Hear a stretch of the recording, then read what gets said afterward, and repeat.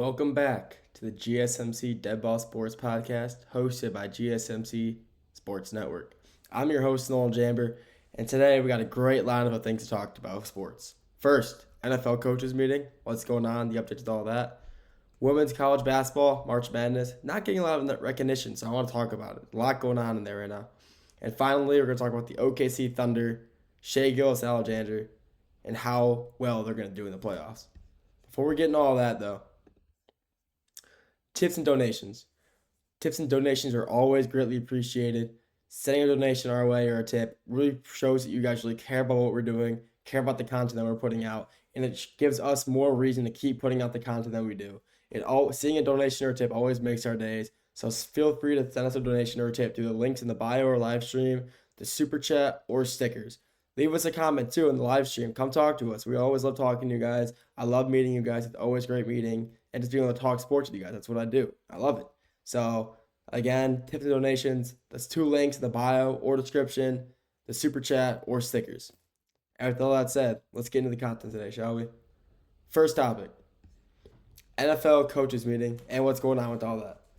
So I talked about it yesterday, but today we have a lot more about it. So yesterday I talked about the Tush Push, and I'll get back to that as well. But we got more updates today, a lot more stuff coming out. We got OT, new overtime rules, new replay rules, touchback, some seeding for playoffs, and then we'll end off with Tush Push. So let's get it started off with overtime rules. Overtime has been a very controversial thing in the NFL the past few years, with teams in the playoffs losing because they didn't get the ball, like the Bills a lot with the Chiefs. It tends to happen with them a lot. They get the Chiefs, win coin flip, they score, Bills lose, they didn't get to touch the ball in overtime. It sucks. It's not fun. It sucks when the team loses like that. So what the NFL has done, they have made so if both teams can score, they both get the ball regardless, but they have shortened the time to 10 minutes. So here's the thing. They've shortened it from 15 to 10, and now that both teams can get it, the game can end in a tie a lot easier. And that's the reason they changed it in the first place. It was 15 minutes originally, and both teams, they stopped them and scored. And then, so if let's say the Broncos are playing the Dolphins or something like that. Broncos get ball, they get stopped. Dolphins, kick a field goal or they stop them. The game keeps going.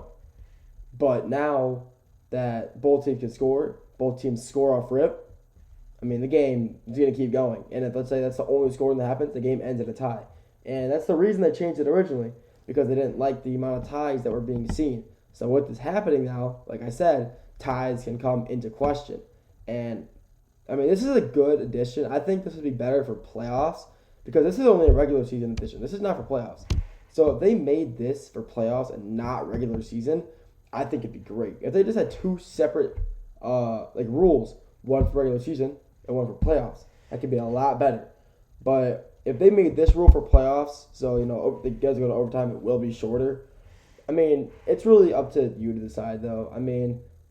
Both teams should get the ball. I think it's completely unfair that only one team does get the ball. So I think this is a good addition. But for regular season, I don't think it's the right idea. I think regular season should be coin flip, they get ball. If they score, they win, so it doesn't end in a tie. But playoffs, this would be a great addition, so both teams can get it. And they're not going to end a playoff game in a tie. You can't. So let's do it again, like college football maybe. Maybe do multiple overtimes, 2-point conversions only. I would like that. That'd be awesome. But only time will tell. We'll have to see how this plays out. Now we got the replay. This is a good one. I like this one a lot. So the replay, the refs can now view calls that they've made that could be in question. So let's say a PI, for example. A lot of PIs this year were called, and if you look back in the replays, they were not PIs whatsoever. Or it was, let's say, a PI, but an offensive PI, but they called them defense, or vice versa. So the team that did get flagged was in the right, and they were getting penalized for something they didn't do. Now refs can go back and say, hey, this is kind of a tough call. Let's review it. So I do like that. So this is going to be a great addition, especially for, they already do offsides. They don't do this for a lot of calls. They only do this for offsides and holdings, but really don't really use it for holdings. Only the viewers see it, not the refs, because the refs see it right away. But they can go back, and if they believe they saw something and they threw a flag, but in reality they didn't, they can go back, review it, and reverse it. You don't have to challenge it now. And like I said, for PIs, it's going to be huge because a lot of PIs tend to happen and don't get called. A lot of PIs don't happen and do get called. So, I mean, it's going to be a great addition. I think it's going to be very helpful for the players and the refs and the fans alike for us to be able to, go and watch and not have to worry about all these, penalties, all these flags being thrown that shouldn't be thrown or shouldn't have been thrown originally. And I think it's a great addition. I believe it's for both regular season and playoffs as well, which is great, which is really nice. So that'd be really nice to see. Then we got touchback. So touchback is now, they moved it from the 30 to the 35. I'm not sure why they keep moving it up, but the dynamic kickoff is here to stay. They started off originally last year. It was a test year. They're going to say, hey, we're going to see how it works. It's for safety reasons. So safety is NFL's number one priority and now for some reason they want to add an extra game into the regular season. So, I mean, they're very, they don't really know what they're talking about. Add a regular game, but, it's all about safety. That doesn't really make sense. But dynamic kickoff, I mean, I think it's safer for the players, obviously, but not nearly as fun for the fans watching because nothing ever happens. It's always a touchback. You don't want to ever take it out of the end zone because the NFL, the other team, the kickoff team is already so close. They're already lined up at the 20 or the 30, and you take it out, you're going nowhere. So it's just not, the best. I don't like the dynamics that much. For the players, obviously, they value their safety, which they should. They do like it a lot more. But as a fan, I don't like it as much, personally, just because it's not, intense enough anymore. It's just, kind of just always a touchback or you get little yardage out of the return. In the 35-yard line, touchback rule is just, it's so dumb. You're basically, already halfway to the other end zone at this point. I really don't like it. They should either move it back. They should not have moved it at all. 30 was okay. 25 is perfect in my opinion. It's not too. It's still 1/4 of the field, so it's still pretty far. But 35 yards. You're 15 yards to halfway, and that's one good play, and you're already halfway in one play. 35 yards is too much. I think it should be 25. But they have a reason. They keep doing this for safety reasons. So if they're gonna keep it talking about safety, this is fine, I guess. But me personally, I don't know why they moved to 35. And then we have the Lions. Detroit Lions suggest a better record should get you a better seed in the playoffs. They're referencing this year. Lions had a 14-2 record, in a 1 seed. Vikings had a 14-2 record as well. Oh no, sorry, take that back. 13-3. And they were a 5th seed. They were 13-3, had the second or third best record in the NFC, and were a 5th seed and had to play away against the Rams in the first round. And the Lions are suggesting, hey, no, that shouldn't happen. It should be the better you are, the better your record, the better seed. And I completely agree with this. I think a team like a division, NFC South, is never that good. And there's no reason a team in the NFC South or any division in general can have an 8-9 record, win that division, and be a guaranteed home game. I think that is completely absurd that a team could be so just not good and get a guaranteed playoff home game because your division is so bad. I like that a lot. I like the Lions made that, but I feel like them making that, it's gonna be it's a very rare occasion. Very rarely are you gonna see two teams in the same division have such good records and that team only get a 5th seed because the other team has a better record and played better. I think it's a good addition. I think if it goes through, I think it should go through. But it's gonna be one of those times where it doesn't really happen a lot. One of those rare scenarios like this year. But I like it. I like the addition to it. I think it definitely could work in the future if this happens again. I like it though. And finally, for the NFL, we got the Tush Push. Like I said yesterday, it's been 6 teams denied it. 7 teams, and now they're going to be pushing it off. They're going to put it on hold until mid-season. Mid-season, a lot of more teams will come back and say, hey, what's going on with this? And I think it's, like I said, I think it's completely just not smart. I think it's dumb to ban the Tush Push. Like I said yesterday, it is not the team. It's the players. The players are the reason that play works. Not because the team is that, the team obviously is the players, but it's not the play, it's the players. The play itself isn't overpowered. It's the players. Jalen Hurts can squat 650 pounds. Obviously he's going to be able to run through all of his linemen as well. The Eagles have the 3rd best offensive line in the league, maybe top 2. That's why the play works, because their offensive line is so good. And if comparing an analogy, let's say the Broncos or the Chargers try to do it. It's not going to work. Not nearly as well as the Eagles do it because their O-lines aren't as strong and their QBs aren't as strong either. So it's the players and not the play. And 16 teams have already, or 15, 16 teams are saying, yeah, we should ban it. I just think that's completely absurd. It is the player. It's the reason the play works is because of how good the Eagles' offensive line is and how good Jalen Hurts' lower body strength is. I mean, that's just the facts. I mean, I really don't know how much more to say that. I mean, that's just the actual truth. It's not the play. I'll say it one more time. It is not the play. It is the players. You get go get yourself another quarterback who can squat 600 pounds, run the play, and you'll see that it works. If you're having Jared Goff back there doing it, it's not going to work. It has to be it's going to be a younger quarterback who is a lot of lower body strength. Hell, you can put a running back there. Maybe a tight end. It'll work just as well. Those guys are big. They're built. They can do a linebacker. You put anyone in there besides a quarterback, and you'll run it fine. I just don't know why the teams want to ban it. I really don't get it. Me personally, I think it's really absurd that teams want to ban the play because the Eagles have found success with it. I just think it's absurd that they're doing that.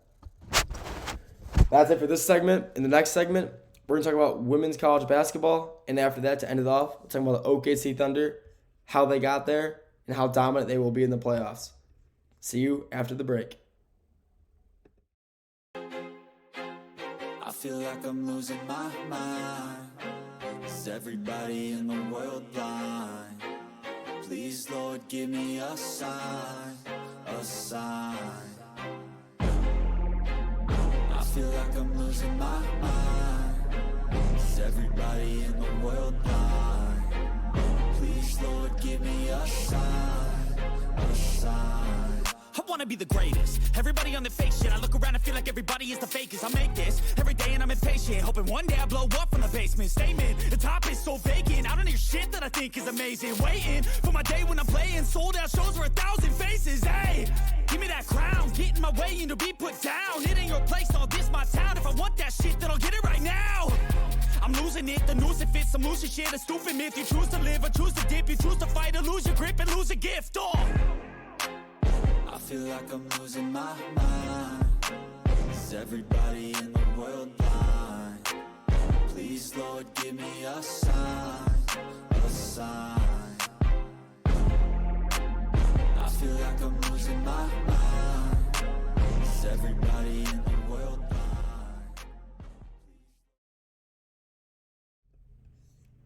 Welcome back to the GSMC Dead Ball Sports Podcast, hosted by GSMC Sports Network. I'm your host, Nolan Jamber. In the last segment, we talk about the NFL coaches meeting, updates for all that, what's going on, what they're talking about. This segment, we got women's college basketball, how it's going. Teams in the Final Four, who I think is going to win it all. Next segment, to end it off, OKC Thunder, how dominant they are, and how good they're playing, and how well they'll go in the playoffs. Before we get into all that, though, tips and donations. Tips and donations are always greatly appreciated. You guys contributing to what we do really shows that you guys care about the content that we're putting out. It shows that you guys really do listen, and it always gives us a reason to keep putting out the best content that we possibly can. So if that's throw a donation or a tip our way, the 2 links in the bio or description, the super chat, or stickers. Leave a comment in the live stream as well. I want to be able to talk to you guys. I like hearing your guys' opinions on topics, and I like being able to talk to you guys about sports, something that I really do care about. So like I said, bio, 2 links in the bio in the description, super chat and the stickers are the best way to throw a donation or a tip our way. So let's get into the second segment now, shall we? Let's talk about it. Women's March Madness. It isn't getting the recognition and the talk that it did last year for sure, which I'm not really sure why. It has been a good tournament so far. I honestly, personally haven't been following it as much either, but I've followed it more than I believe that most people have and should be following because last year they have obviously the big names like Caitlin Clark, Angel Reese, but now we got some big names as well.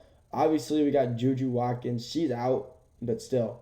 Paige Buckner's, she's still in it. Madison Booker, I mean, she's playing phenomenal. I mean, there's still some big names in women's college basketball, and it's just not getting the recognition that it normally does. It's just very weird to me. It's a little bit like an off year, I guess, but I'm still loving it. Let's just talk about it anyway.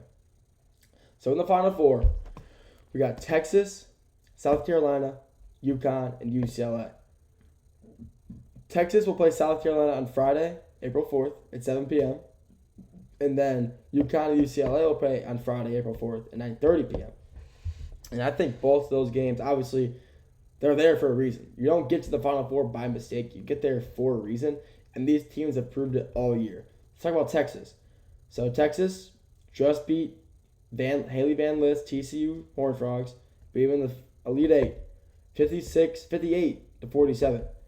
And it was a great game. I mean, Madison Booker at 18, and it's their first Final Four appearance since 2003 for Texas. I mean, that's amazing. I mean, obviously, the best teams are going to get there, and your first Final Four appearance in that long, in 22 years, that's amazing. I love that for the team. Them beating Haley Van Lith, though, I mean, she left the court crying. She was so sad. And obviously, like, people wanted to see her win, which I did too. I wanted to see her take TCU far, considering how many teams she's been on. Louisville, the LSU, to TCU. She wanted to find a spot she could call home, and she did at TCU. And she was balling, and then she just lost to Texas. She just lost to a team that was better. And, I mean, that sucks. But now they're playing Texas and now playing South Carolina, back the reigning champs, on Friday. I mean, that's going to be a great game. South Carolina just barely beat Duke 54-50 in a nail-biter of a game. Chloe Kitts at 14, and she won the most important player from the region that they were in. I'm not sure what quite region they were in, but I mean, winning the most important player, MIP basically, in that region, and especially in March Madness, is huge. That is great. It shows that you're playing the best college you can for your team, and it's amazing. It's going to be a great game regardless. So Texas versus South Carolina, it's going to be great. South Carolina's obviously trying to go back-to-back. And Texas, they're playing for their first finals appearance since 2003 as well. So obviously, honestly, in this game, I'm going to have South Carolina winning just because of the fact that they have been here and they were there last year. They've been in this position for the past 2 or 3 seasons in a row now, and they know how to handle the pressure of a Final Four. And that's why I think South Carolina will beat Texas. And then we got UConn, UCLA. Obviously, we got UConn. They just beat UCLA. They just beat USC. However, without Juju, she tore her ACL. She's been out for a few weeks now. And obviously, UConn, Paige Buccaneers. I mean, she's probably the best player in women's college basketball right now. She dropped 31. She dropped 31 in a March Madness game. I mean, that's unreal. I mean, on an average day, I mean, that's just insane. And now, I mean, that's just nuts. 31 points in March Madness is absurd. You never see that. You even in college, even in men's, you never see guys dropping 25-20. She's dropping 31, and she's doing this consistently all year. She is easily the best women's college basketball player in the country right now. It's not even a debate, in my opinion. You can maybe say Juju, but obviously she's been out, so we couldn't compare who's better based off the game, based off their game. But just even last year, I mean, she was so dominant last year as well. UConn's great. They're a great team. They have been the past 2 years, 3 years, 4 years. I mean, they've been great. They're a team you don't want to play ever, and it shows. Then they're going to be playing UCLA. UCLA, who's led by Gabriela Vasquez. Oh, I don't know how to say her last name. I'm sorry, but her brother is in the NBA as well, who played at UCLA, and he's Jamie. Jamie is a great player in the NBA and at UCLA as well. But she had 18 points and 8 boards in their win over. Who did they play again? Over LSU. Sorry, I blanked there for a second. But I mean, it was a 72-65 win, and it was a great game. I mean, she's a great player. She plays like her brother. They're both big. They both get boards. They can shoot from all the levels they need to. And I mean, it was a good game. I only watched the first half. For what I saw, it was a great. I mean, the game got a lot closer towards the end, but UCLA had the steam and LSU ran out. I mean, it was great. I mean, it's their first Final Four. UCLA's first Final Four ever, and they're a good team. But the reason it's their first ever Final Four is the reason I have UConn beating them, because UConn has been here so many times. Just as an organization, they know how to They have some seniors who've been there before as well, and so they know how to handle the pressure of the Final Four, and they know how to play through all of that. So I think I think UCLA will lose, unfortunately, to UConn. So it'll be a UConn for South Carolina March Madness championship matchup. And honestly, this game can go either way. I mean, I think just based off Paige Buckner's, if she plays well enough in both games, they'll win. If she can drop 30 points like she normally does, 25 plus on an average night, if she can do that again, UConn will win. But if she has an off night and sure shots aren't landing, South Carolina will, because their big play is better than UConn, so they can just get boards and push it down the court. They can push it, get easy layups, quick jumpers. I mean, it really all just depends on how well Paige will play. So, like I said, if Paige does play well, UConn wins it all. If she plays a little bit off her game, South Carolina could win it all. It really is going to depend on how well Paige will play. But I mean, this season for women's college basketball has been good. I've followed it, and I've always the names aren't as big as they were last year. You don't got as many names as you did last year, in the league. But it's been great to follow. I mean, seeing teams like Michigan State. I mean, they were 7 seed. They were not good. They were not a good girls basketball team last year, and they didn't even make the tournament last year. And they come back this year, become a 7 seed, make it to the Sweet 16. It was awesome to watch them. But I mean, women's is just, I think it's fun because of the fact there's new teams every year in the top 25. There's always teams that are like the men's have the same few teams here and there, always gonna be ranked teams. But women's is different because they have there's a lot more players, I believe. I feel like there's a lot more skill gap between some players in women's college basketball. So you get the right teammate, you get the right player, and that team will just have a huge jump in production, and you can see that as well. Especially, I mean, Van Lith goes to TCU, and she just takes them all the way to the Elite Eight. Last year they were a horrible women's team. I mean, it's always fun just seeing girls come out, dominate. It's always the best. So, but yeah, like I said before, UCLA will lose to UConn. Texas will lose to. I'm sorry, I got this mixed up. Whoops. UConn will lose to UCLA or beat UCLA. Then Texas will lose to South Carolina. Sorry, I got this mixed. I was looking at my notes and I got them all mixed up. But then, yeah, like I said, UConn will beat South Carolina if Paige shoots well. If she doesn't, South Carolina will win. If she even has a mediocre game, only drops 15, I think they can still win as well. So that's it for segment number 2. Next segment, we're going to talk about OKC, the Thunder, how they're doing, how well Shea's doing, and how well they might, and how far they'll go in the playoffs. I'll get back to you guys in a few minutes. Looking for your daily fix of sports talk without having to pay for it? GSMC Sports Network is available on YouTube. Just search GSMC Sports Network. Get your fix of daily sports talk shows on YouTube, absolutely free. NFL, college football, NBA, MLB, MMA, UFC, fantasy football, and so much more. GSMC Sports Network has shows running all day long, with new sports shows starting every 2 hours. Just like on your favorite cable sports channel, except GSMC Sports Network is absolutely free. Just search GSMC Sports Network on YouTube to catch one of your new favorite shows, like the GSMC College Football Podcast, Chip Shot Football Podcast, Hoops and Heels Women's Sports Podcast, GSMC Basketball Podcast, and so many more. Check it out for yourself. GSMC Sports Network, now available on YouTube absolutely free. Search GSMC Sports Network on YouTube right now.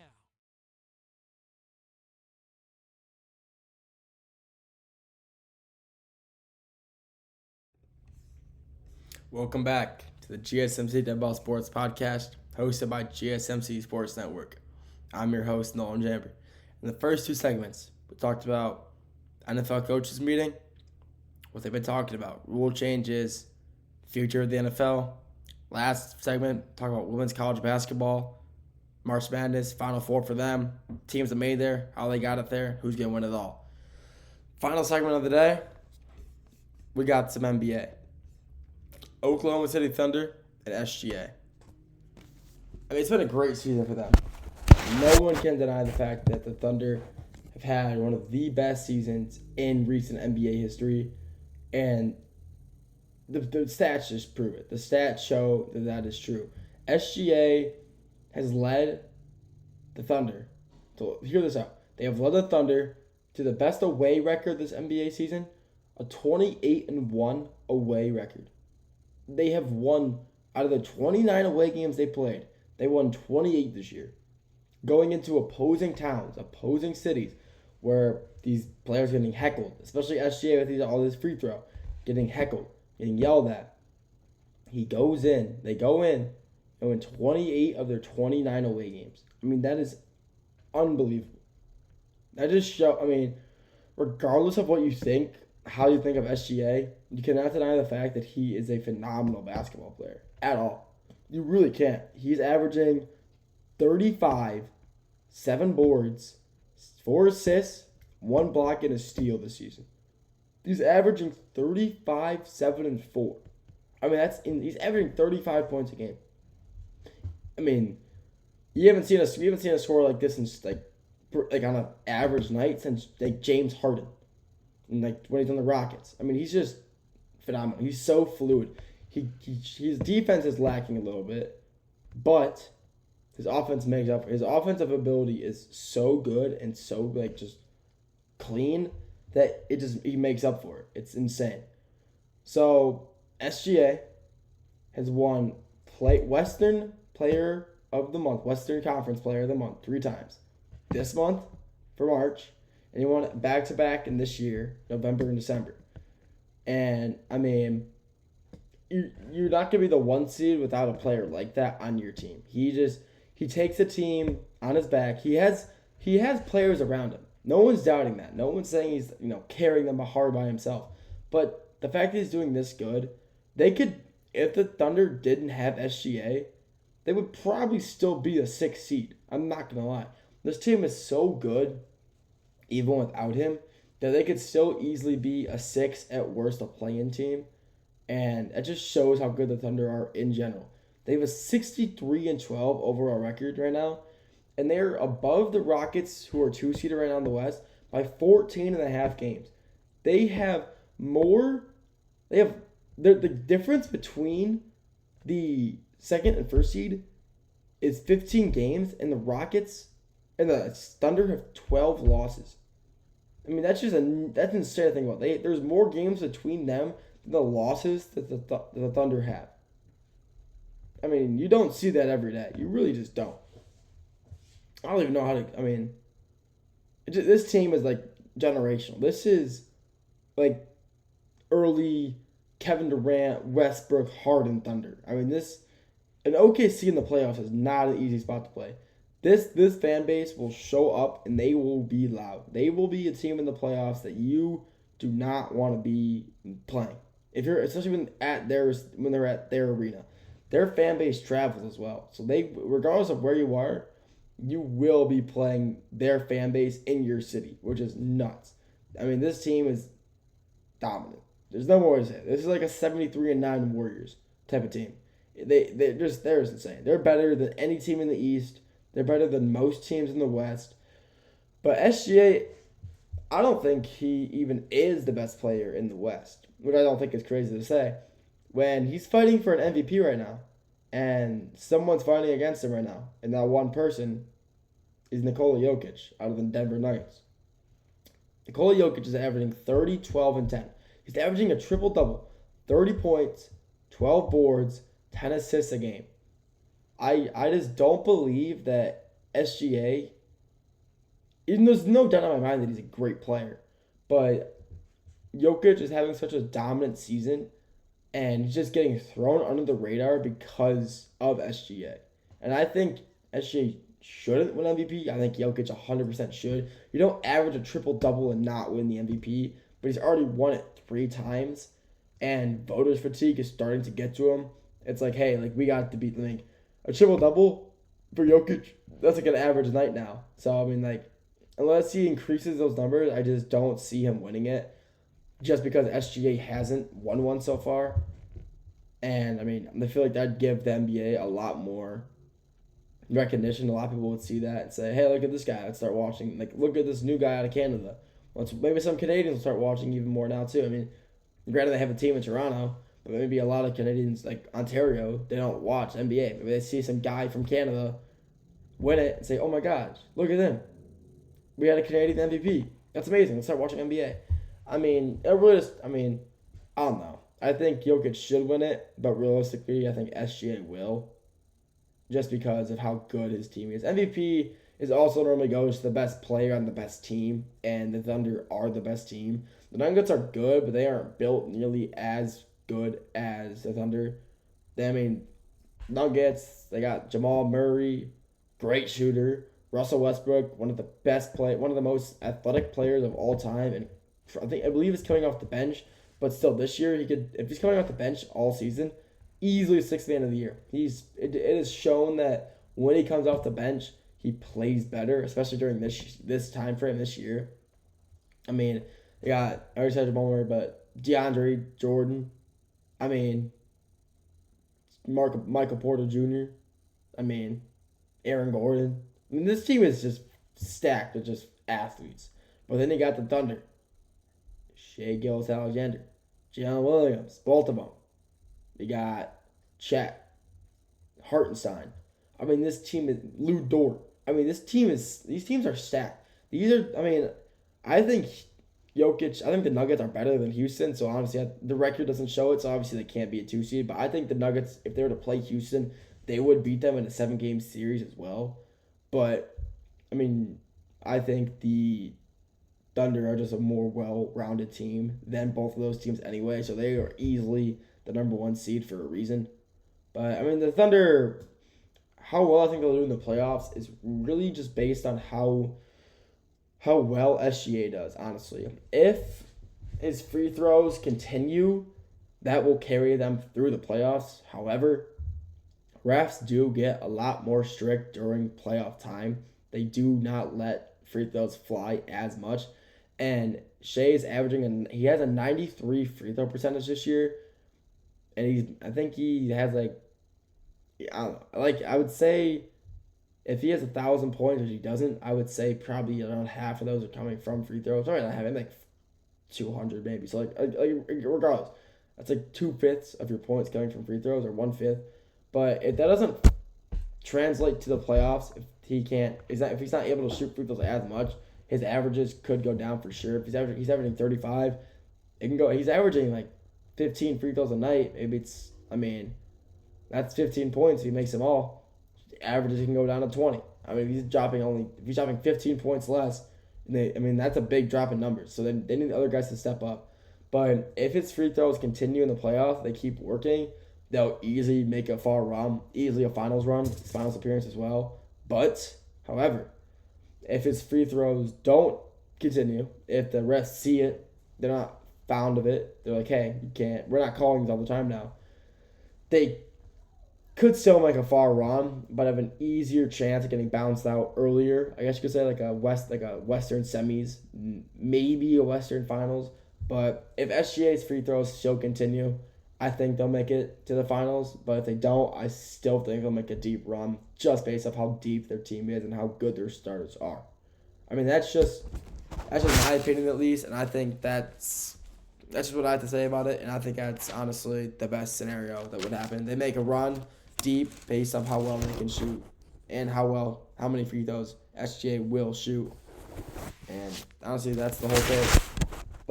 Hey, that's the end of my segment. That's the end of my day. Thank you for tuning in to GSMC Dead Ball Sports Podcast, hosted by GSMC Sports Network. You appreciate your continuous support of watching us and listening to us. Really means a lot. Please subscribe, like and comment. It always shows that you guys care about what we're doing. Follow our social medias, Twitter/X, Facebook, Instagram, TikTok. It always shows that you guys really care about what we're doing, and it gives us more recognition as well. So thank you, and have a great rest of your day, and I'll see you guys very, very soon. See you.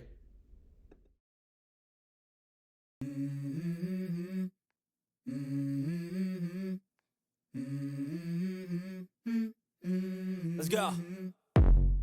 I wake up to a little bit of drool on my pillow, feel like it's gonna be a bad day. Yeah, I'm tired of shit, and the coffee ain't hit yet, damn, ain't that great. I don't wanna go to